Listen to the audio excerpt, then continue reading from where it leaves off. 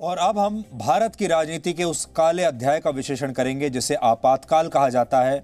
और आज की जो पीढ़ी है वो शायद इसके बारे में ना जानती हो, लेकिन उसे जानना चाहिए। और ख़ास तौर पर वो लोग जो ये नारा लगाते हैं कि वो छीन कर आज़ादी ले लेंगे, उन्हें तो ये विश्लेषण ज़रूर देखना चाहिए। ये वो दौर नहीं था जब लोग नारे लगाकर आज़ादी मांगते थे, बल्कि ये वो दौर था जब लोगों ने सचमुच अपनी आज़ादी खो दी थी। वर्ष 1971 के आम चुनावों में गरीबी हटाओ के नारे के साथ इंदिरा गांधी का प्रचंड बहुमत के साथ सत्ता में दोबारा आगमन हुआ था, वापसी हुई थी। कांग्रेस ने इस चुनाव में 518 में से 352 लोकसभा सीटों पर जीत हासिल की थी।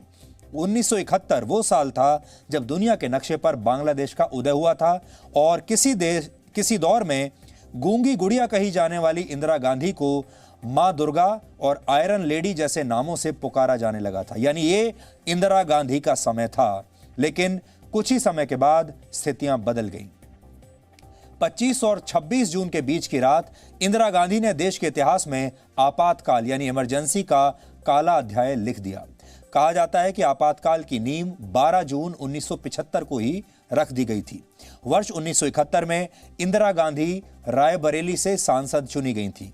उन्होंने लोकसभा का चुनाव वहां से जीता। इंदिरा गांधी के खिलाफ संयुक्त सोशलिस्ट पार्टी के प्रत्याशी राजनारायण ने इलाहाबाद हाईकोर्ट में एक याचिका दाखिल की। राजनारायण चुनाव तो हार गए थे, लेकिन उसके बाद वो कोर्ट चले गए। राजनारायण ने अपनी इस याचिका में इंदिरा गांधी पर 6 आरोप लगाए और 6 बहुत संगीन आरोप थे।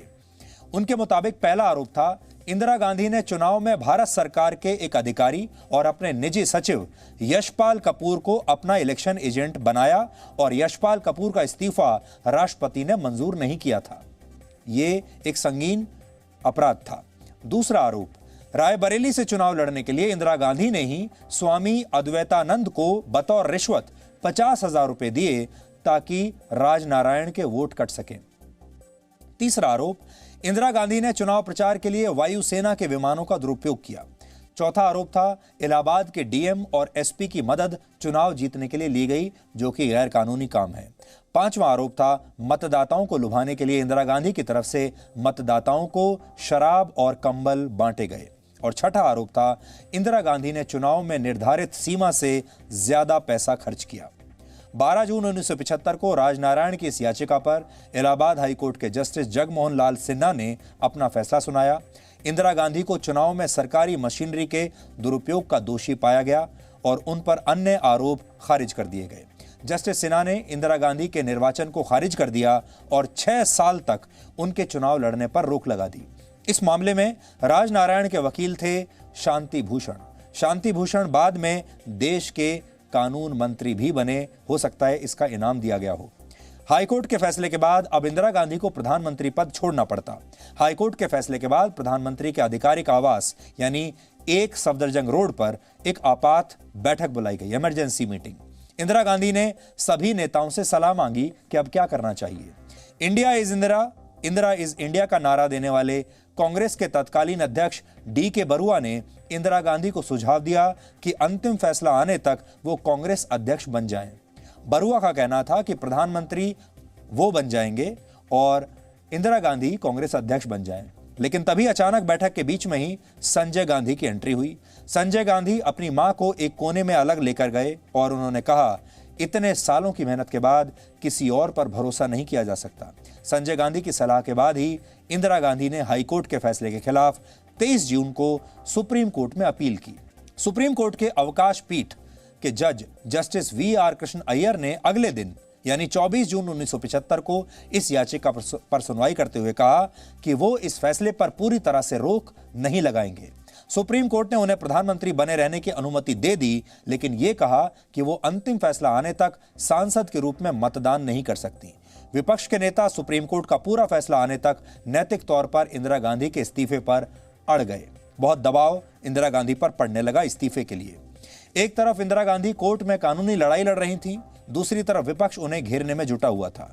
गुजरात और बिहार में छात्रों के आंदोलन के बाद देश का विपक्ष कांग्रेस के खिलाफ एकजुट हो चुका था। लोकनायक कहे जाने वाले जयप्रकाश नारायण यानी जेपी विपक्ष की अगुवाई कर रहे थे। वो लगातार कांग्रेस पर हमला कर रहे थे, सरकार पर हमला कर रहे थे। सुप्रीम कोर्ट के फैसले के अगले दिन 25 जून 1975 को दिल्ली के रामलीला मैदान में जेपी ने एक रैली का आयोजन किया।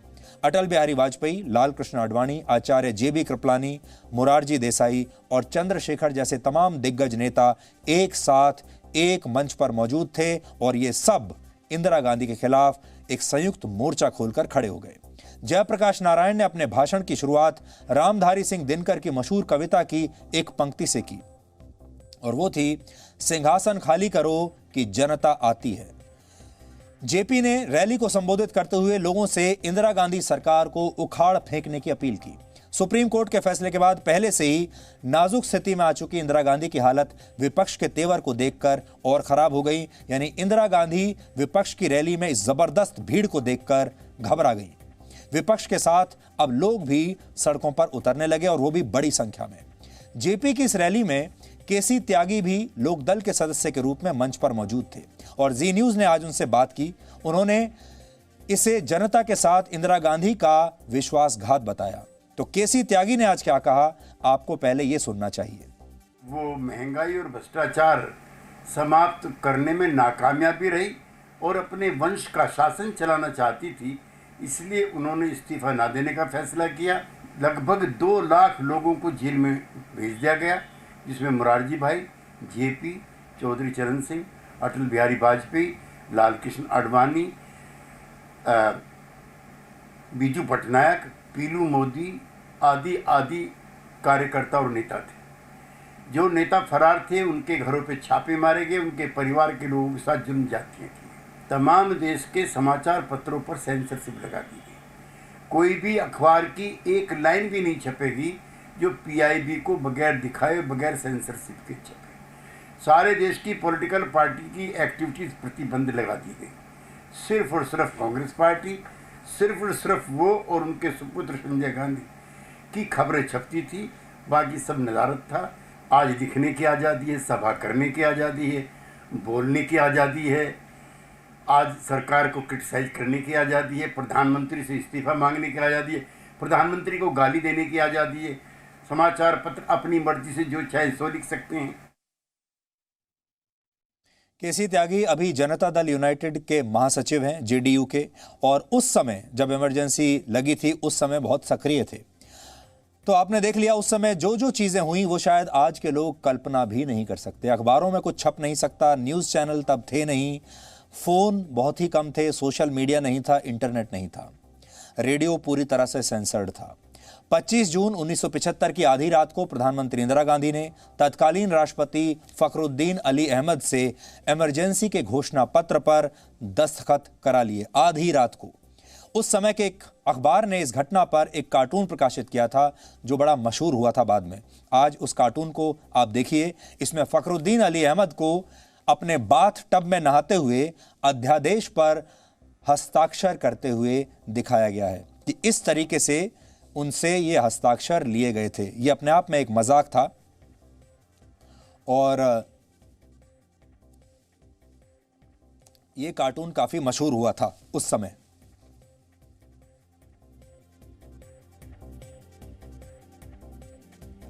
आपातकाल के पीछे आंतरिक अशांति को सबसे बड़ी वजह बताया गया। कहा गया कि आंतरिक अशांति इस देश में हो गई है।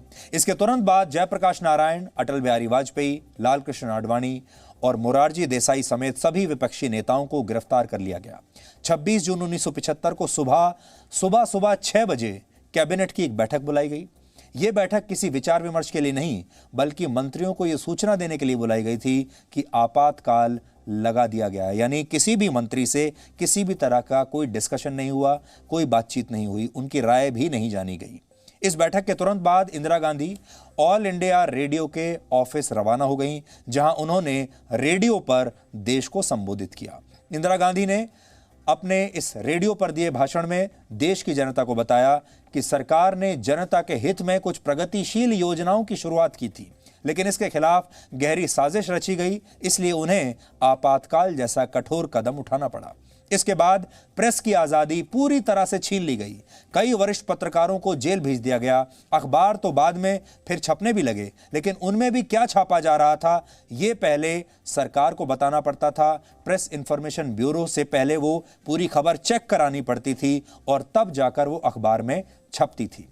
उस दौर में इमरजेंसी का विरोध करने की सजा जेल होती थी और इस दौरान 21 महीने में 11 लाख लोगों को गिरफ्तार करके जेलों में भेजा गया। कहा जाता है कि उस दौर में देश प्रधानमंत्री कार्यालय से नहीं बल्कि प्रधानमंत्री आवास से चलता था, जहां संजय गांधी रहते थे और सारे बड़े फैसले उस जमाने में संजय गांधी किया करते थे।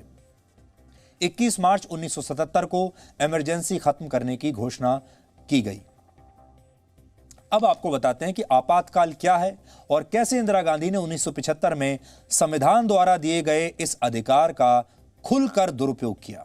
संविधान के अनुच्छेद 352 में राष्ट्रीय आपातकाल लगाए जाने के 2 तर्क दिए गए हैं। पहला तर्क, अगर युद्ध जैसे हालात बन जाएं, जिसे आप बाहरी आक्रमण कह सकते हैं। दूसरा तर्क, देश की शांति भंग होने की स्थिति। इन दोनों तर्कों के आधार पर ही भारत में राष्ट्रीय आपातकाल लगाया जा सकता है। वर्ष 1975 में जब भारत में आपातकाल लगा तब देश की शांति भंग होने का तर्क दिया गया था। हालांकि इससे पहले जब हम 1971 का युद्ध लड़ रहे थे तब भी देश में आपातकाल लगाया गया था, लेकिन तब वो युद्ध की वजह से लगाया गया था और उसमें देश के नागरिकों के अधिकारों का हनन नहीं किया गया था। देश के संविधान में 3 तरह के आपातकाल का जिक्र है। पहला है राष्ट्रीय आपातकाल, दूसरा है राष्ट्रपति शासन और तीसरा है आर्थिक आपातकाल। तीनों ही आपातकाल राष्ट्रपति की मंजूरी के बिना नहीं लगाए जा सकते। राष्ट्रपति भी यह मंजूरी संसद से आए लिखित प्रस्ताव पर ही दे सकते हैं।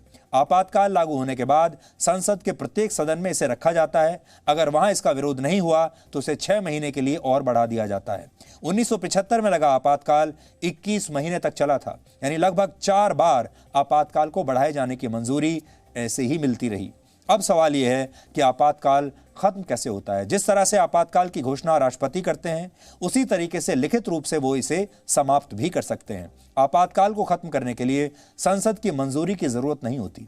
हालांकि न्यायपालिका यानी कोर्ट द्वारा आपातकाल की न्यायिक समीक्षा की जा सकती है, लेकिन आपातकाल लगाने के बाद इंदिरा गांधी ने भारतीय संविधान में 22 जुलाई 1975 को 38वां संशोधन करके ये न्यायिक समीक्षा का अधिकार कोर्ट से छीन लिया था। इसके 2 महीने के बाद संविधान में 39वां संशोधन किया गया, जिसके मुताबिक अब कोर्ट प्रधानमंत्री के पद पर नियुक्त व्यक्ति के चुनाव की जांच नहीं कर सकता था, यानी अदालत से वो अधिकार ले लिया गया। 1975 में इंदिरा गांधी ने 26 जून की सुबह जब आपातकाल की घोषणा की तब उन्होंने आंतरिक अशांति को इसका कारण बताया था। हालांकि 1977 में मोरारजी देसाई की सरकार ने फिर संविधान में संशोधन कर दिया और कोर्ट के वो सारे अधिकार वापस अदालत को दे दिए गए जिन्हें इंदिरा गांधी ने छीन लिया था। इसके बाद आपातकाल के प्रावधान में संशोधन करके आंतरिक अशांति के साथ सशस्त्र विद्रोह शब्द जोड़ दिया गया ताकि फिर कभी भविष्य में कोई भी सरकार इसका दुरुपयोग न कर सके।